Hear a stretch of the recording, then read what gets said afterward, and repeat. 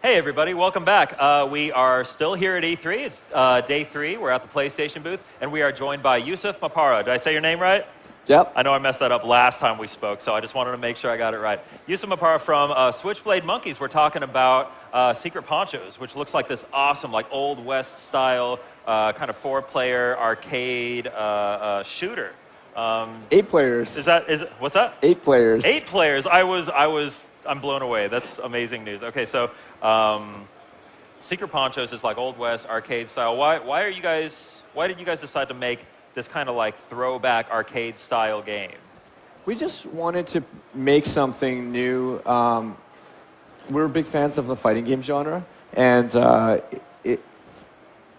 we really loved spaghetti western stuff, and we just thought, what's the best way to fuse spaghetti western and fighting games? And we really thought that, maybe the traditional side view of a fighting game wouldn't really take advantage of like weapons and stuff like that. So we threw the camera over top, and then, one thing started leading to another, and we ended up with a kind of new genre of fighting games. So it was a very interesting process, and I think the result is it made a unique type of combat game. And there was challenges in making your own type because you don't have something to reference, but it's a lot of fun too. Yeah, it's interesting that you kind of compare this to a fighting game because, I mean, it's definitely like a top-down shooter when you look at it. How are you guys using fighting game influences to work with, balancing and... Hi. What's up, dude? So this is crazy, right? So, I mean, you're making this game and now a actual, literal, physical manifestation of your character just walked across the stage. What? That's surreal, right? Yeah, it's so cool. From the beginning sketches of Phantom Poncho to actually seeing a 3D model of it, and Jose Lopez has this crazy 2D drawing style that we didn't even know how to build the stuff in 3D, and then now there's a costume, and it's really exciting. That's cool. So what other types of characters are there in the game? We really focus on, instead of having a ton of characters that are just like aesthetically different, we tried to build every character to have a lot of depth and have. So we're only launching with 5 guys, okay. but they're hugely different from each other. Like Phantom Poncho, he kind of moves slow and he's got a short range weapon, but then he has a bunch of burst movements, so he can kind of glide in, take a shot, glide out. Like he just glided through our shot here. Exactly. And he's got a bullwhip, and he can use, because everyone else moves faster, so he can actually, he's like a predator, he can wound them from a distance. Then they start moving slow, then he can move in for the kill, or he can disarm them with his whip, and so you kind of play him a few moves in advance. He's tactical. Kid Red is very arcadey. He's got 2 guns, and he's just guns blazing. And a lot of times when people pick Phantom Poncho at the trade on the show floor because he looks cool, they might have trouble because he's a technical character, and we just say pick Kid Red, and because they can just go guns blazing. And we even have the newest character we announced is the Matador, and she doesn't even have a gun, so she has to. We had to kind of invent mechanics on how a Matador would fight gunfighters, and she uses her cape to blind people. She'll impale you with a spear. If you just go head to head, you'll get killed. Huh. But if you impale with a spear, they kind of get wounded and move slow, and then she can throw another spear, and then they're like totally wounded. And then she can pull out the sword and try an execution move, and it's an insta kill. Okay. So there are a lot of different types of play styles in Secret Ponchos. It's not just straight up run around twin stick shooter, we're done.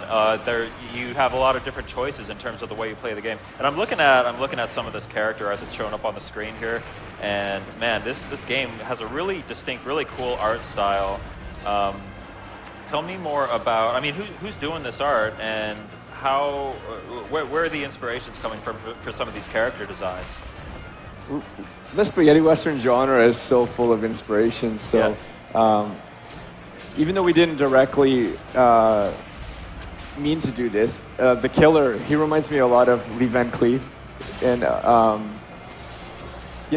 think we just draw a lot of inspiration from that genre. And it's so easy. We could really see ourselves making another 10 characters because there's just such a cool genre to pull inspiration from. Yeah, cool. So it's a old school spaghetti western. I'm sure the music ties into that too, right? When we were in New York for the PlayStation 4 launch event, we were talking to Chris, who is actually doing all the music himself, right? Yeah, Chris does all the music, and he he'll play the drums and the guitar and that stuff. He can play trumpet, but he usually gets his friends that are Horde players to come in.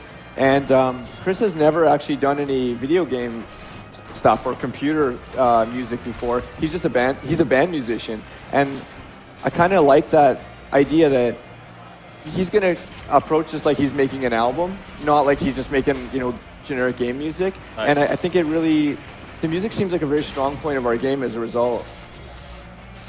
Okay, so going back to the gameplay a bit, how hard do you find it is to balance having so many characters on screen, each with their own distinct abilities and weapons and different types of combat? It's pretty crazy because our game isn't just like teams. We also constructed it so it's fun to play one-on-one. And a lot of times, like what we found in the beginning was we had one-on-one and it wasn't quite there yet. And as soon as we had more players, all of a sudden it became really exciting. And there was this temptation to just go only, because it's just chaotic when everyone's running around, and that's kind of fun in itself. But then what we did was we focused entirely on the one-on-one, making it so you can have a tactical fight. It's not just like a spammy death match. And that's how we ended up building, like, I know what move you're doing, I have a move that can counter that, all those kind of mechanics. And then when we layered on the team stuff, it worked really well.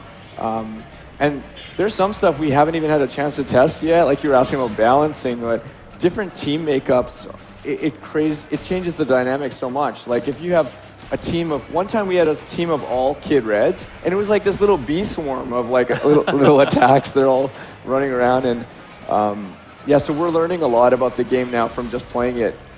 Nice. So when will we be able to play Secret Ponchos on PlayStation 4? We're working really hard on polishing it. We don't have a official launch date yet, but it is going to be on PlayStation Plus. Awesome. And so we're really excited about that because it's going to mean the community is really healthy and the lobbies are full. And we're targeting to get this thing done in this fall. So we just worked so hard on it. We don't want to promise a date in case we need a little bit of time to just kind of clean up some loose ends and make sure it's like a good multiplayer game that you can keep playing for months and months and months. Yeah, awesome. And I think that I will be playing it for months and months and months. It looks like a blast. So that's Secret Ponchos coming.